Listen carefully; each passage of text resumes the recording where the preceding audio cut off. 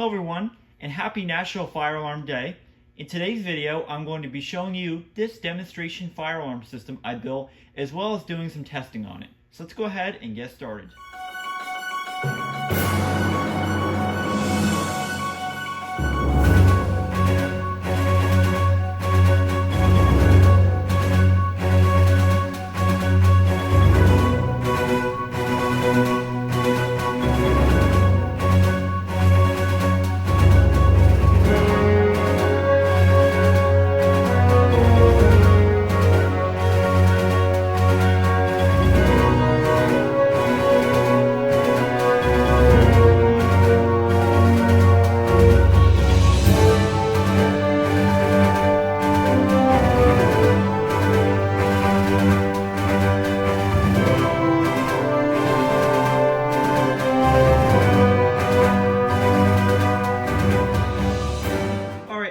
So happy National Fire Alarm Day. So for those who don't know, National Fire Alarm Day celebrates the invention of the fire alarm. National Fire Alarm Day is celebrated on October 14th every year, and around the world, collectors and enthusiasts, including myself, make videos to celebrate this. Very similar to what we do on New Year's, where we set off all of our alarms in our collection, or in some cases, some people might just do one or two. That was me a couple years ago. Or some people do their entire collection, depending what they're able to do. Now, something to note about National Fire Alarm Day, there are a few misconceptions. National Fire Alarm Day is celebrating the invention of the fire alarm, not these alarms in particular. These are household smoke alarms, but the commercial fire alarms that you see in public buildings, for example, this is a fire alarm horn strobe. This you would see in like a school or a commercial building, a restaurant, anywhere out in public. There are a lot of different kinds of fire alarms. This is a break glass fire alarm. This one's a little older. This one was pulled out of service. There are a lot of different kinds, like I mentioned. Some of them are older, some of them are newer. Depending on your area, a lot of times they'll replace the older ones. Like this is an older horn strobe that obviously was replaced by newer equipment. So there are different requirements and things that are required to, regular testing of your system. This is another one. So there's a lot of different kinds of fire alarms. There are some newer kinds of alarms that have been coming out featuring LED strobes, which are a lot more energy efficient. So you see a lot more of those, and I'll show a couple pictures of the newer LED alarms that have come out. The technology has advanced. Now, we don't want to forget that there are also some other components of a fire alarm system. For example, this is a rate of rise heat detector. This detects for heat on a fire alarm system. So when this thing reaches a certain temperature, it'll send a signal to the fire alarm control panel. Here's some wires on the back, but it'll send a signal to the fire alarm control panel. Hey, it's gotten too hot. Sound the alarms. So exactly what you see right I'm pointing at right there. That would activate at a certain temperature, and obviously the smoke detectors would activate when there is smoke. And then you have initiating devices, like I said, the smoke heat detectors, the pull stations. This is a break glass, so this is a manual station. So if somebody sees a fire, obviously pull it only when there is a fire, not when there's not. And there's a lot of different kinds of pull stations as well. So it's pretty cool. Now, along with smoke detectors, heat detectors, pull stations, horn strobes, remote strobes, and anything I mentioned, there are also a couple of other devices such as water flow devices or sprinkler heads. They also activate when there is a fire condition. There are also things called duct detectors, which a lot of times you will not see them, but duct detectors monitor for smoke conditions in an air duct. So if there's a smoke condition, on an air conditioning unit, the duct smoke detector will detect it and obviously send a signal to the main fire alarm control panel to get everybody out of the building as quick as possible and for everybody to evacuate safely. Today, I'm going to be showing this brand new fire alarm board I built.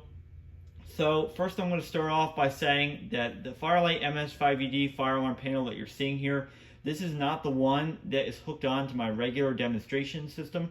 This is actually another one. So a funny story, or just a quick story about how I obtained this panel, is I actually purchased it when a building was going to be going out of business. They're going to be demolishing the building, and to this day the building is now gone. It's no longer there, And in some cases, they do something called a pre-liquidation or pre-demo sale, where basically they're trying to get rid of everything in the building and sell it all off before they do demolition.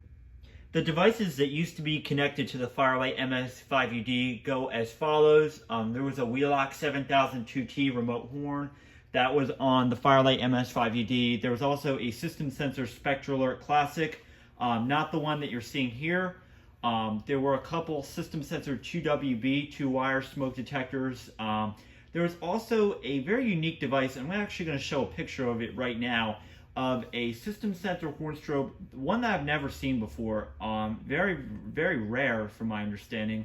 I could be wrong, but I've never seen one before. I thought that was really cool. There are also a couple GE smoke detectors. Unfortunately, most of them I was not able to save. I do have a couple of them, but unfortunately I don't have a picture at the moment. But I was able to save as well some system sensor 2400-TH smoke and heat detectors, which is pretty cool. So I was able to get a lot of the system out, which is really cool. Surprisingly, there were no pull stations on the system. I do not know why.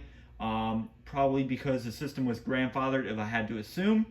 So with that being said, we're going to go ahead and show you what we have as far as devices on today's board. I'm not going to be going by the model number. I'm just going to be going by the brand and what it is, if it's a remote strobe or horn strobe. I figure because it is National Fire Alarm Day, it doesn't really make sense to do the model numbers. I will put all the model numbers to all the different devices in the video description, but for the sake of this video, I'm not going to be doing that like I mentioned. So I'm going to go ahead and start showing you what we have. Alright, so for the first notification appliance on the system, we have a Wheelock MT horn strobe. This one is actually weatherproof. It did come with a weatherproof back box. And this one is on 75 candela, and it's on its regular tone, the regular horn tone, but this alarm can do multi-tone, which is pretty cool. For our next device, we have a Siemens U-MCS remote strobe, and this device actually did come from my collection, and this one is set on 75 candela. For our third fire alarm notification appliance, we have a System Sensor Spectralert Classic, and this device is set on 1575 candela and will be doing code 3. Alright, for our first initiating device on the system, we have a System Sensor i3 smoke detector. For our second device, we have a System Sensor heat detector. This is a rate of rise model, not a fixed temperature. And for our third device, we have another System Sensor i3 smoke detector. For our pull stations on today's system, we have 3 pull stations. So starting off, we have an Edwards single action pull station. For our second pull station, we have a Firelight BG10. This is the one that uses the Allen key, but I just used a screw because I lost a little Allen key piece. These pull stations also could have a key lock. This one does not. And for our third pull station, we have a Simplex 4251-20 single action pull station. As for the panel, there's really nothing special. The system is normal for this test. There's no troubles on it. The date and time are incorrect. Yes, I know, I don't really like to change it because I'm just going to be turning it off after this video. There's my wiring. So I did label everything. I did everything with fire alarm wire. Now I'm sure some of you guys are probably wondering, are you going to be replacing the other systems? Is this going to be in its place? No. I just built this fire alarm board just for the heck of it. I had some plywood lying around, and I figured that I've never really built one like this before, and I wanted to try something new. This is a model that I have seen before, but I really like the way how this is set up a lot. So it's pretty cool. Different demo systems may look different ways. Like for example, this demo system I have is the way I have it set up is it's basically just supported on the wall. I've seen some of them where you can actually move them. And at some point I may get to that, but for right now I'm going to be staying with the systems I have. And like I said, this will not be replacing any system. I just built this system for the heck of it. So you may see it every once in a while. I might be doing some testing on it. So it's pretty cool. Alright, with all this talking out of the way, I think we're going to go ahead and start testing the system. Alright, so to test today's system, I think we're going to go ahead and do a system walk test. So to do this, I'm going to open the main fire alarm control panel.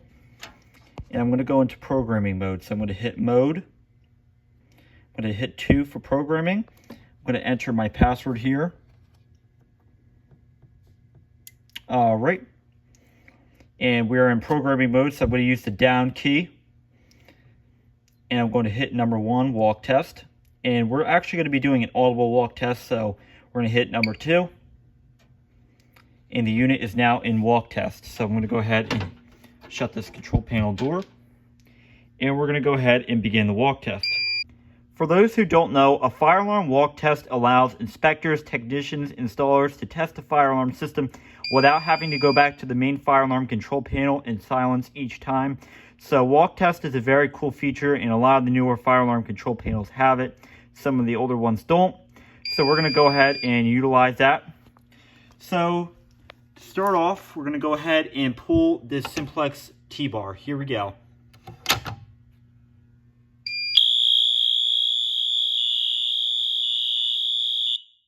Alright, it's going to silence. We're going to go ahead and reset this. Alright, and it automatically comes back up. There's the inside. And it's going to show an alarm condition right there. For next test today, I'm going to go ahead and pull the Firelight BG10. Alright, we're going to go ahead and pull it. 3, 2, 1.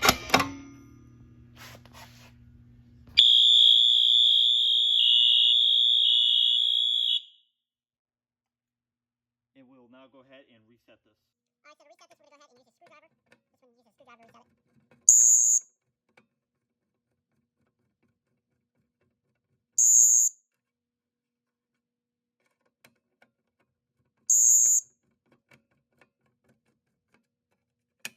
Alright, there's the inside. It's going to close back into place.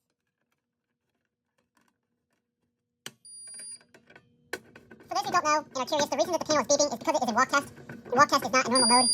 Like I mentioned, it's because we're doing a walk test, so. And the fire alarm control panel will say, just pull the middle pull. Alright, for our next test, we're going to go ahead and pull the Edwards single action pull.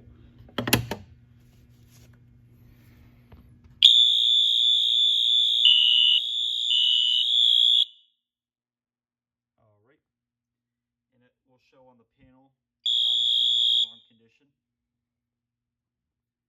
We're going to go ahead and reset this. So this actually takes a flathead screwdriver to reset.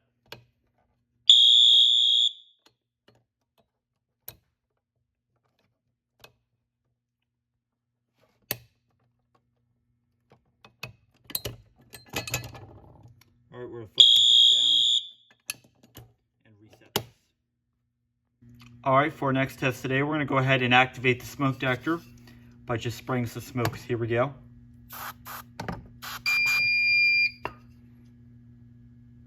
And it is an alarm.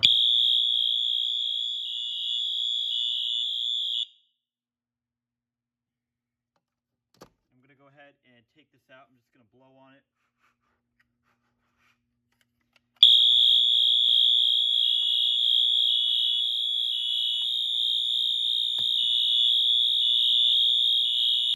Alright, for our next test today, I'm going to go ahead and activate this heat detector. So to do this, I'm going to go ahead and use a hair dryer.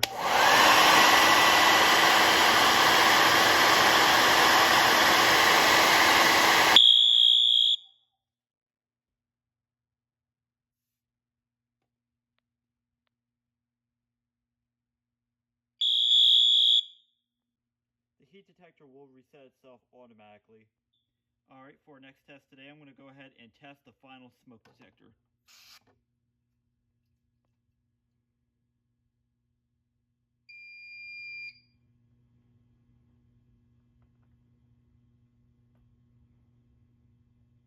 Sometimes it'll take a second.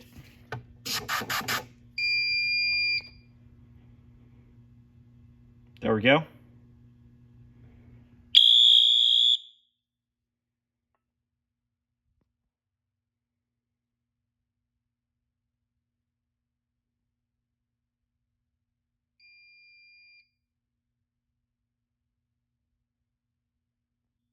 And again, it'll show itself in an alarm condition.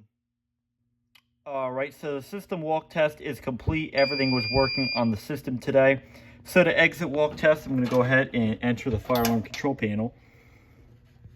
And I'm going to go ahead and hit system reset. Alright, before I end today's video, I want to do some quick testing of the system once again. But instead, we're not going to have the system in walk test. We're just going to have it so that it can continuously go. And then we'll silence it, reset whatever I activated, and then pull one more thing. And that'll be the conclusion of the video. So to start off, I'm going to go ahead and pull the Simplex single action pull station. Here we go. In 3, 2, 1.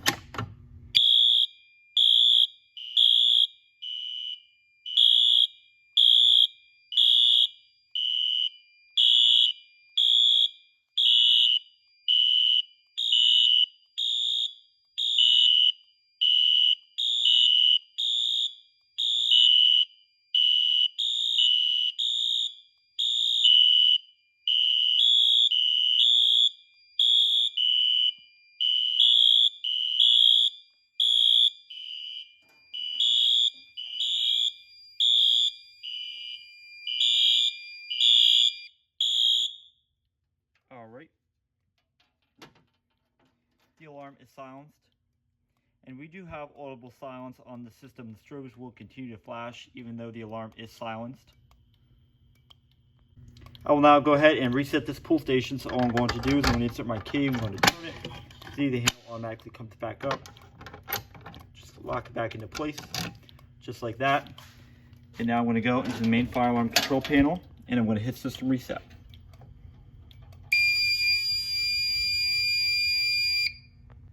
Alright, to finish off today's test, I'm going to go ahead and pull the Edwards single action pull station. Here we go. 3, 2, 1.